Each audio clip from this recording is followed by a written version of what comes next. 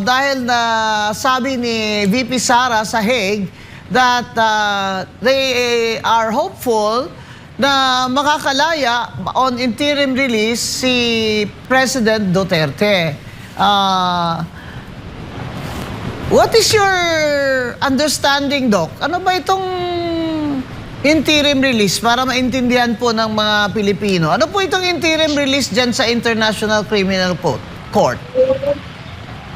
Okay.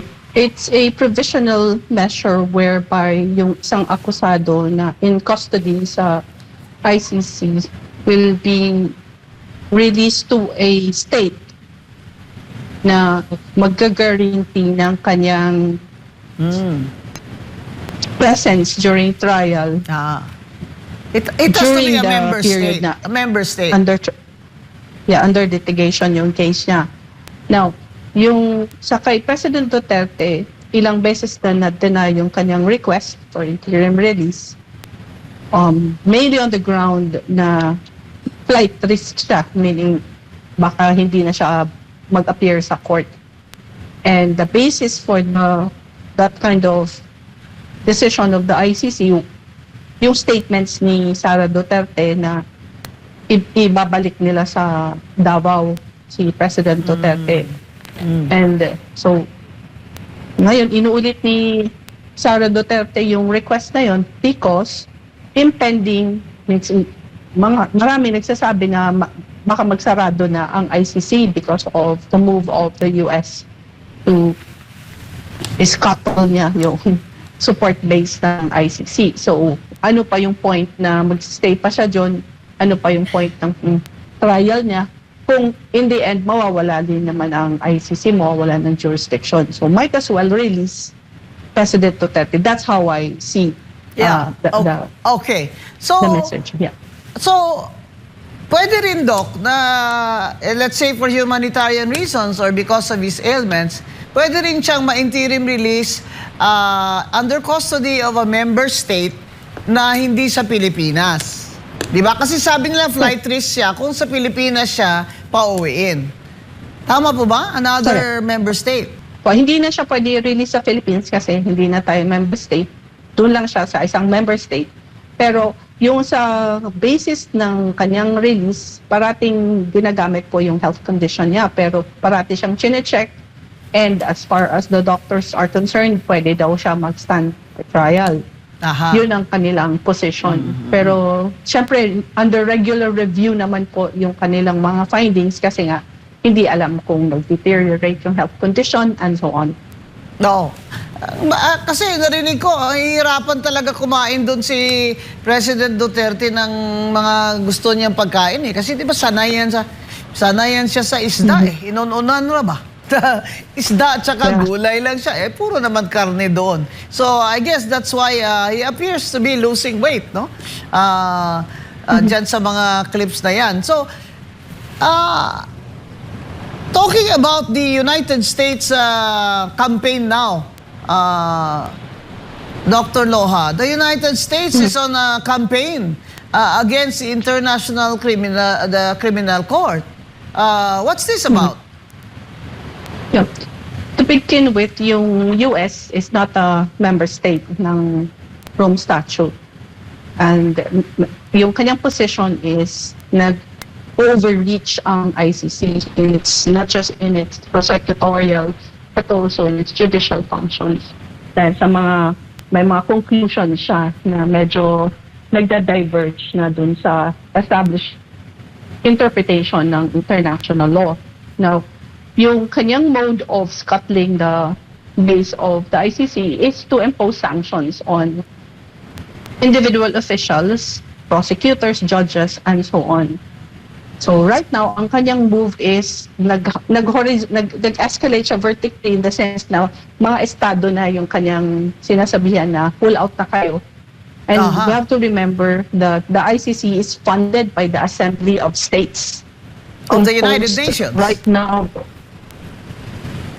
of around 125 member states. So, Doc, ito kasing ICC nag-issue din ng warrant against Netanyahu. Prime Minister of Yes. Israel, and Putin of Russia. Yes. Am I correct? Yes po. Ang sabi ni Secretary Rubio ay nagagambala sila na ang ICC daw ay gusto pang mag-warrant of arrest doon sa kanilang mga general o baka sa presidente pa ng Amerika. Kaya yung Amerika Yes. hindi po membro ng International Criminal Court. At alam niyo naman, ang ICC ay siyempre nagdidepend lamang sa contribution ng mga member states. Doc Loha, ilang members po dapat na member states para manatili ang International Criminal Court? Na-establish yung ICC after nag-ratify yung 60 ng states. Wala naman nakalagay kung hanggang ilan na lang na pwede pa siyang masustain. Pero ang magiging question is, gaano karami yung funds niya?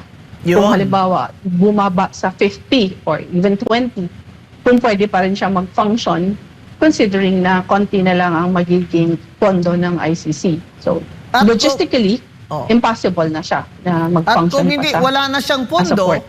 hindi na siya makapunction, magsasara na siya ang ICC. Yes po. Yes. So, baka yun ang isa sa mga konteksto ng mga sinabi ni Mayor Baste na huli niya ng bisita yan sa Hague kasi lalabas na ang amahan niya. Yun ang nakita kong statement niya. Kasi it doesn't make sense na kung ang projection is the ICC will become defunct in a few months. It doesn't make sense for the ICC to hold on to its prisoners. Right now, there are 4 in custody. Merong 4 cases na being tried. Isa yung kay President Duterte. The rest are from Libya and 2 from Central African Republic. Yung Itim. sa Central African Republic on appeal, whereas yung sa Libya, pareha sa kay President Duterte, mag-ano pa lang, mag-decide pa lang ang ICC or magta-try pa lang. Trial Galit proper na pa galit lang. si So, President Trump sa ICC. Galit, nagigil si President Trump no?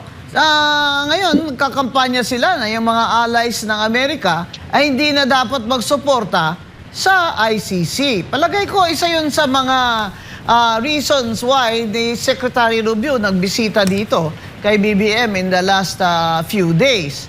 Ngayon, aware naman si Trump na former President Duterte is now in the ICC and that would not have happened. He would not have been arrested, captured and flown to the ICC without, of course, President Bongbong Marcos' imprimatur or order. So, interesting ito, Dr. Loha. Palagay mo, dahil kung sinabi sa kanya because I think that he did, ni Secretary of State Rubio ng Amerika na BBM, stop supporting the ICC already. Palagay mo, Dr. Loha, makaka-refuse si BBM sa request na ito ng Amerika? well, it doesn't need to fund naman the ICC anymore kasi hindi na tayo member state. All he needs to do is to be passive in the sense that he can just cause the arrest of Bato and then just surrender him to the jurisdiction of the ICC. Wala naman siyang gagawin na anything active unless, of course, mapakita, and this is something that's not being worked on by the opposition, na mag-file na ng case ang opposition na ginamit ang flood control money para i-fund yung investigation against President Duterte. And ito, pero actually mechanism inside the ICC that can deal with the question of whether corrupt money was used to fund the investigation against against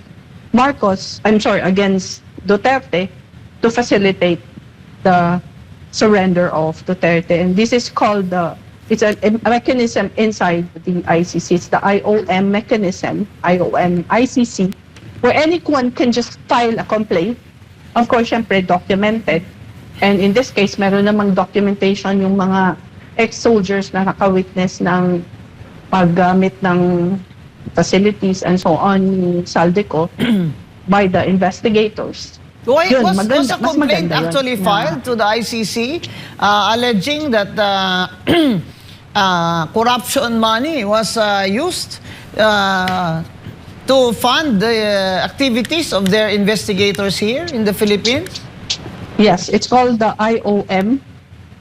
It's an mechanism, para siyang ano po, it's an independent oversight mechanism within the Assembly of States of the Rome Statute ng ICC. So para siyang ombudsman Yes. sa loob ng ICC. Yes.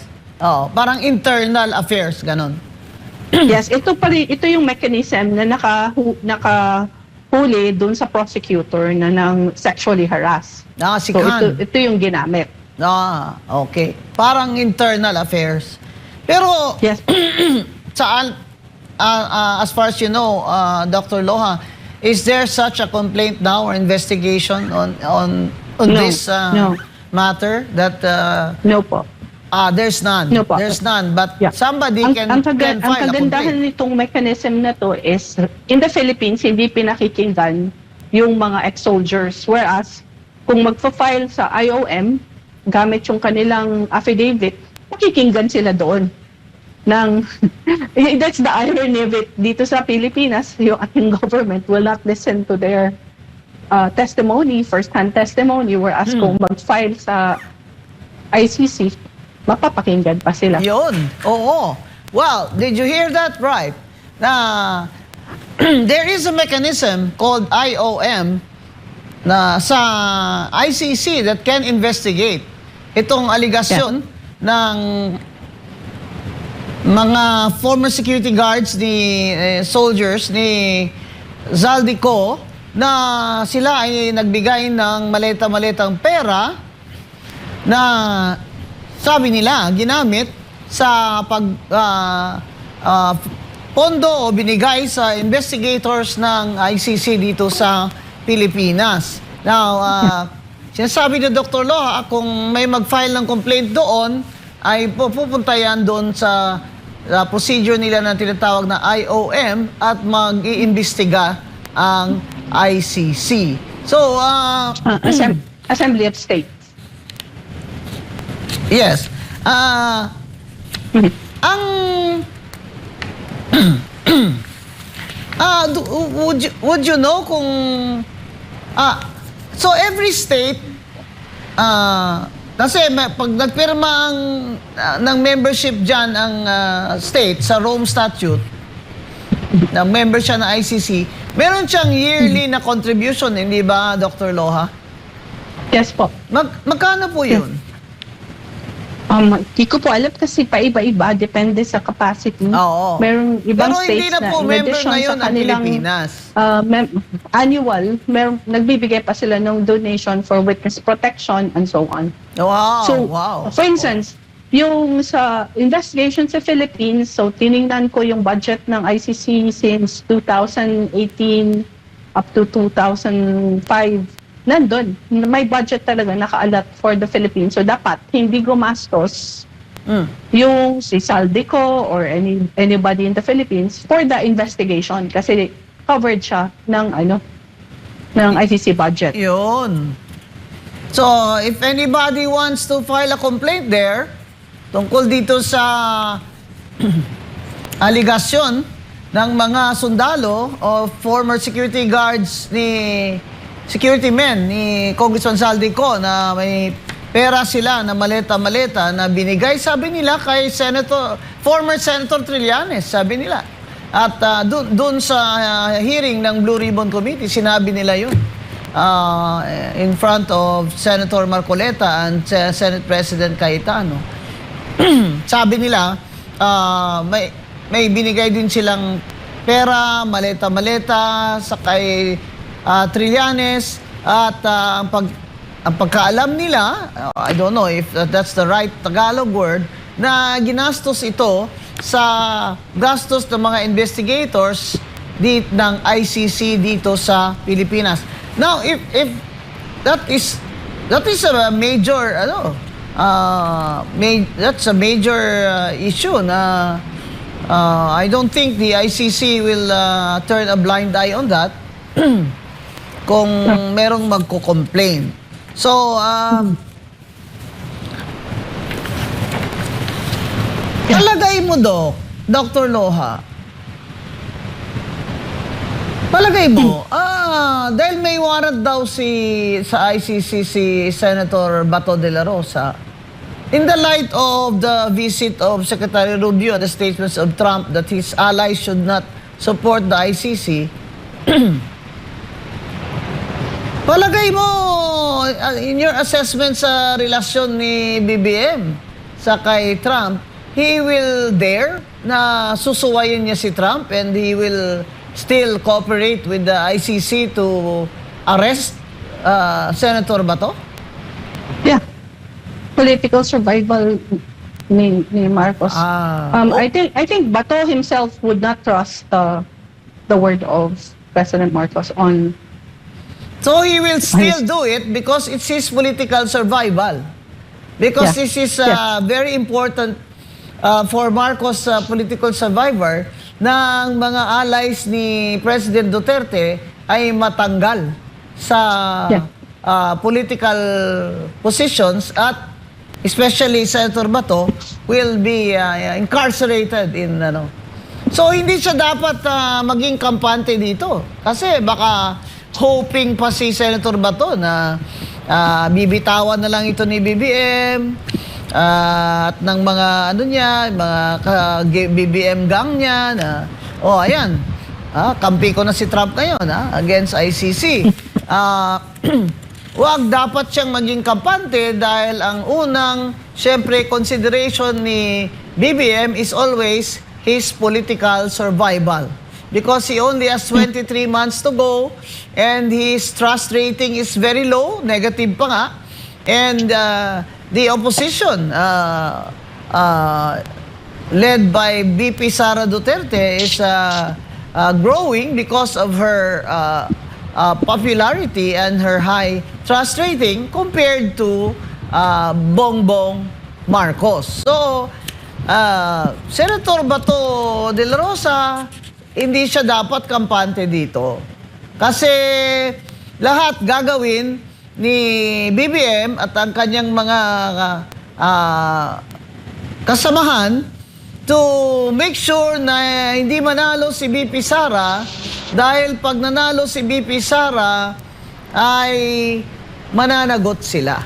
Di ba? Kaya po mga kababayan, may mga haka-haka o sa Bisaya pa huring-huring na hindi daw magkakaroon ng eleksyon. Na baka daw ang gawin ni BBM ay kung ano-anong senaryo para wala na lang eleksyon dahil sa ngayon wala pang kandidato si BBM na pwede niyang itapat kay BP Sara. Dahil akala natin noon si John Vic Remulla pero ang baba ng rating at sinabi na ni John Vic, Secretary Remulla na wala siyang pag-asa kaya hindi siya tatakbo ng presidente. So as of now, walang kandidatong lantad si BBM against BP Sara while BP Sara is going around the world consolidating support from overseas Filipinos